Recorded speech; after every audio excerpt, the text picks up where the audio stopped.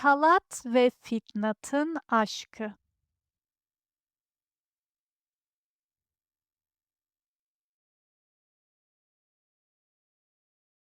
1870'lerde İstanbul'da Talat adında genç bir adam yaşıyor.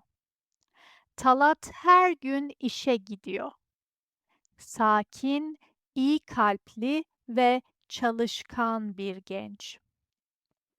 Bir gün Talat, Hacı Mustafa'nın dükkanına gidiyor. Dükkanın üstünde Hacı Mustafa'nın evi var. Talat yukarıdaki pencereye bakıyor ve orada Fitnat adlı güzel bir kız görüyor.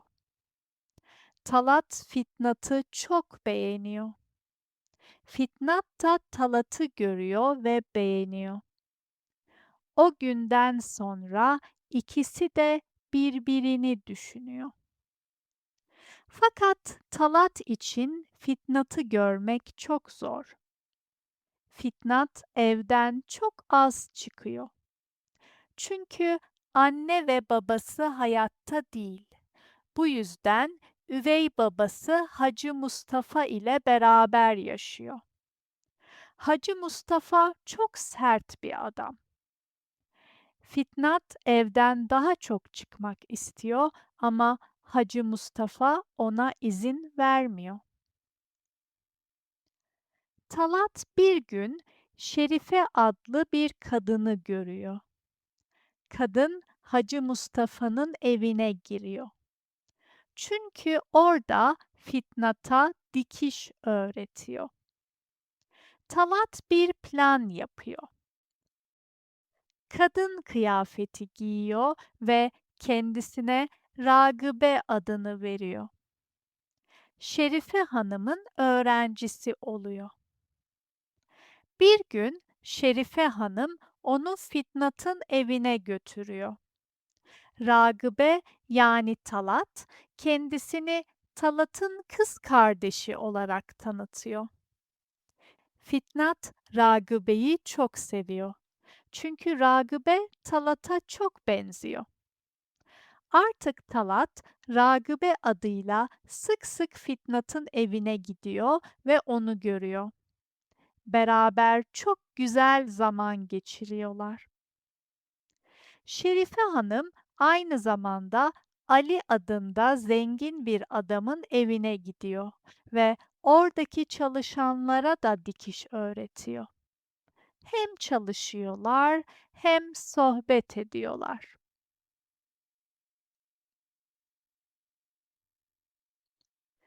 Şerife Hanım öğrencilerinden Ali Bey'in hikayesini öğreniyor. Yıllar önce Ali Bey, karısı Zekiye Hanım'a çok kızdı ve bu yüzden boşandılar. Sonra çok pişman oldu ama Zekiye Hanım başka biriyle evlendi. Ali Bey buna çok üzüldü ve bir daha hiç evlenmedi. Şerife Hanım Ali Bey'e üzülüyor. Ona Fitnat'tan bahsediyor ve o sizin için iyi bir eş olacak diyor. Ali Bey bu yüzden Fitnat'la evlenmek istiyor. Hacı Mustafa bu evliliği kabul ediyor. Fitnat ise bu evliliği istemiyor. Ragıbe'ye her şeyi anlatıyor. Talat kadın kıyafetlerini çıkarıyor ve "Ben Talat'ım." diyor.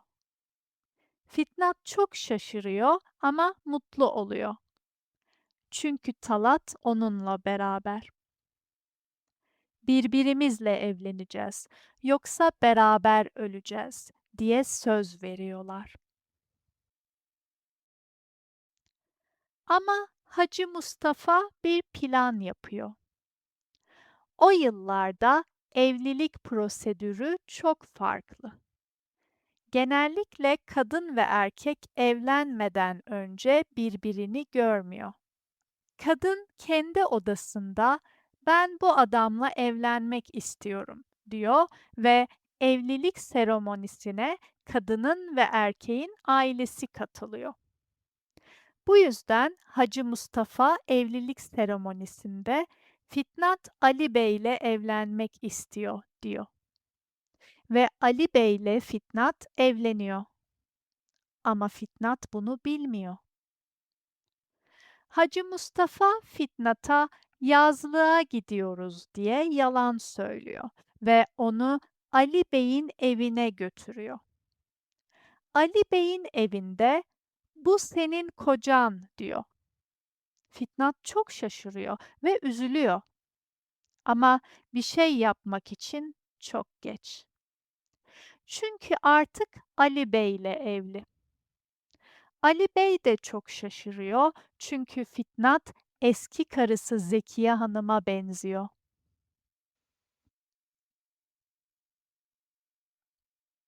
Fitnat geceleri Ali Bey'le aynı yatağa girmek istemiyor. Çünkü Talat'ı seviyor. Bu yüzden bir gece kavga ediyorlar. Bu sırada Fitnat'ın boynundaki kolye düşüyor. Bu kolyeyi Fitnat'ın annesi ölmeden önce Fitnat'a verdi ve 18 yaşında aç dedi. Ali Bey kolyeyi açıyor. İçinde bir mektup var. Sana babandan bahsetmek istiyorum. Herkes sana baban öldü diyor ama baban ölmedi. Hacı Mustafa'dan önce Ali Bey'le evliydim. Sen onun kızısın, yazıyor. Mektubun sonunda Ali Bey'in ev adresi de var. Ali Bey büyük bir şok yaşıyor. Hemen kızı Fitnat'ın yanına gitmek istiyor. Ama artık çok geç. Çünkü Fitnat kavgadan sonra kendisini öldürüyor. Talat da bunu öğrendikten sonra kendisini öldürüyor. Çünkü daha önce birlikte ölmek için söz verdiler. Ali Bey bu büyük şoktan sonra aklını kaybediyor ve kısa süre sonra o da ölüyor. Sorular 1. Hacı Mustafa kim? 2. Fitnat neden evden çok az çıkıyor? 3. Talat Fitnat'ı görmek için nasıl bir plan yapıyor? 4. Ali Bey'in eski karısının adı ne? 5. Fitnat ve Talat ne için söz veriyorlar?